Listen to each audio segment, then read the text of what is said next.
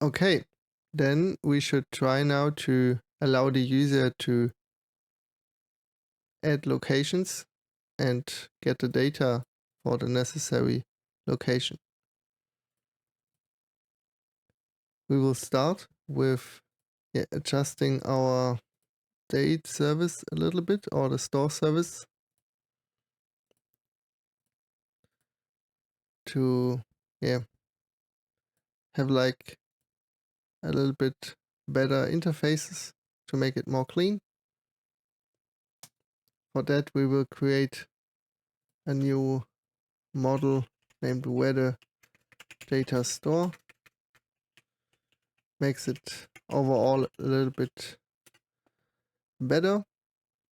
This one will be exactly that one.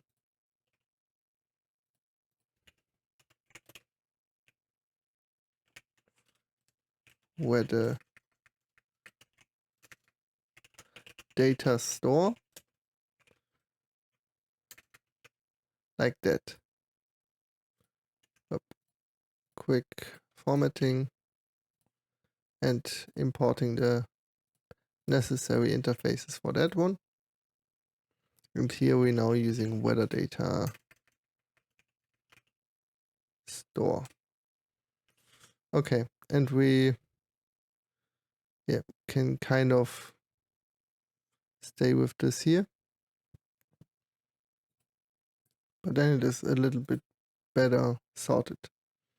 Okay, what we also need, because we now want to directly use the Open Weather API to make the data request, we kind of need a function in the data service that allows us to add a location. We will make an add forecast location. That one has again a latitude, a longitude, and a city.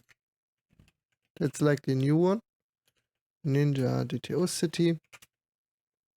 Then this one will be, okay, has not a API service at the moment.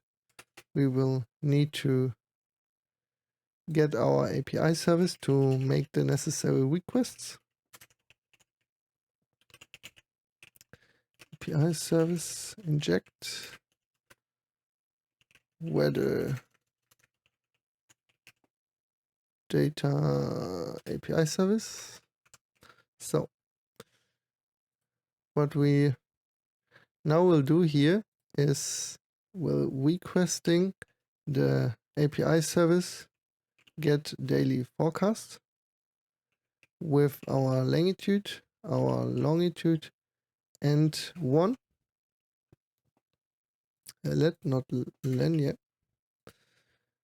And if this responded, this one should be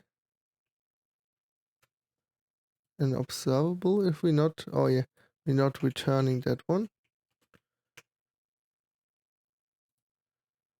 Then again into our data store here, ready to learn Angular 19, 20, and 21. This course covers everything new in this latest versions. From hydration, event replay, resource API, signal forms, we cover it all. You will get a complete playground app showcasing all features. Plus, we will build a weather app from scratch to implement everything hands-on. Full source code for both projects included. Check the link in the description. Yep, and now we can subscribe here.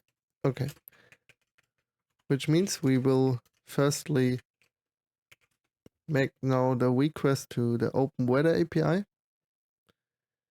If the data responded, that's like the forecast. And here we will then update our weather forecast store with the update function.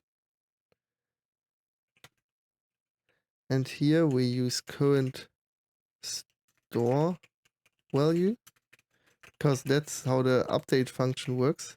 It gave us the current value and we have to return the new value. So what we now doing is we returning an object, and we using our current store value, this dot dot dot, like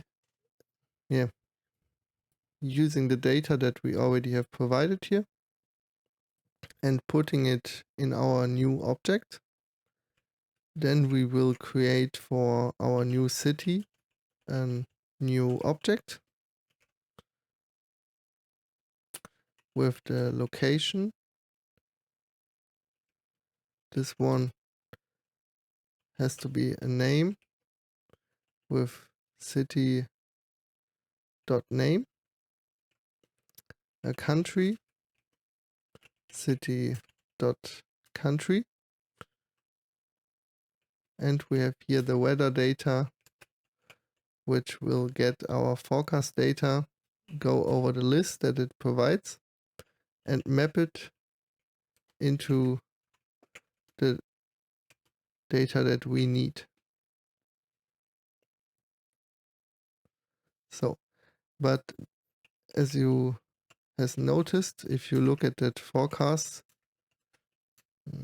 come on, forecast, you see that this has a lot of more properties, and we can also take a look at the object I have created earlier.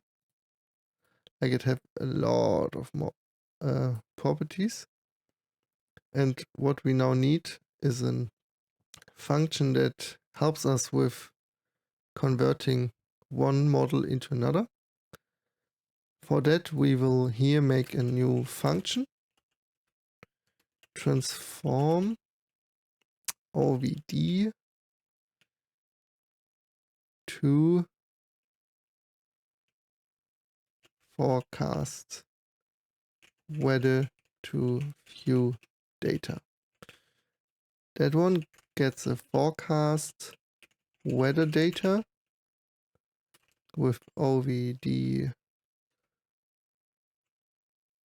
open weather detail, and we kind of make a new object, and like I will copy that one. It kind of maps the data that we have, and mapping it correctly to our data model. That's a normal approach that you would use in a production application. With this, we can now go in our weather data, and here we can then call our transform with the forecast data that we get from the function, and we returning that. So, it could be that there a problem with this adjusted naming. If we now look back, you can see that it is fine. And we now have a function that allows us to add a new location to our data set.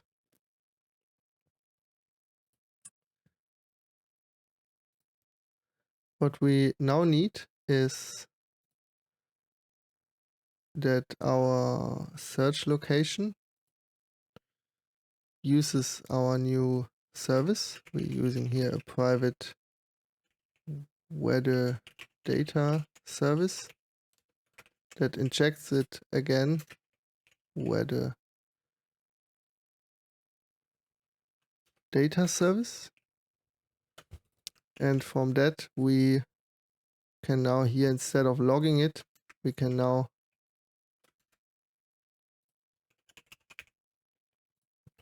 here call add forecast location.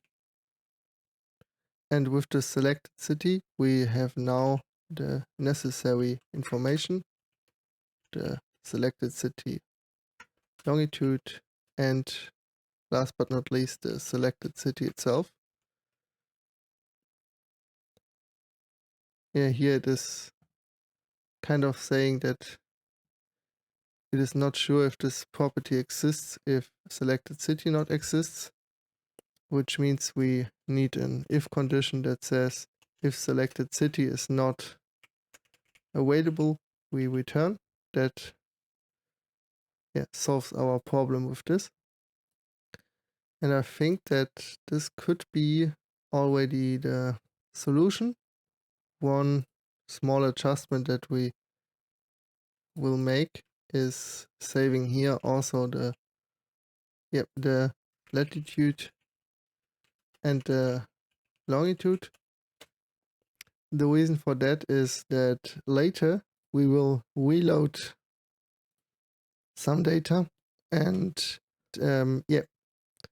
later we will reload some data, and for that we need this more detailed information, because otherwise we cannot load the forecast if you like looking on the application on a different day. So after we have made this, of course, not knowing that one, we will pre-fill this with some nonsense. So, and have I stopped the application? Oh, no, I don't have. I only have accidentally. So here it says this function not exists. I will rebuild this. Eventually, there's an Angular issue at the moment. But for me, okay. Let us quickly check what happens if we now selecting Barcelona and click on plus. And as you can see, we now have information of Barcelona for the current time. And we can also take a look on the requests if we like adding a different one again, like New York.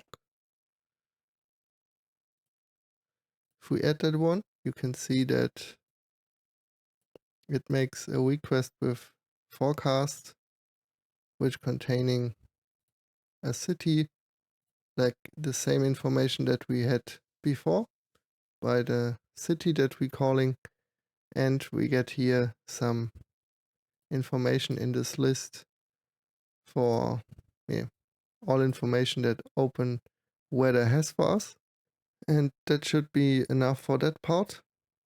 I hope you understand everything, and we will see in the next section.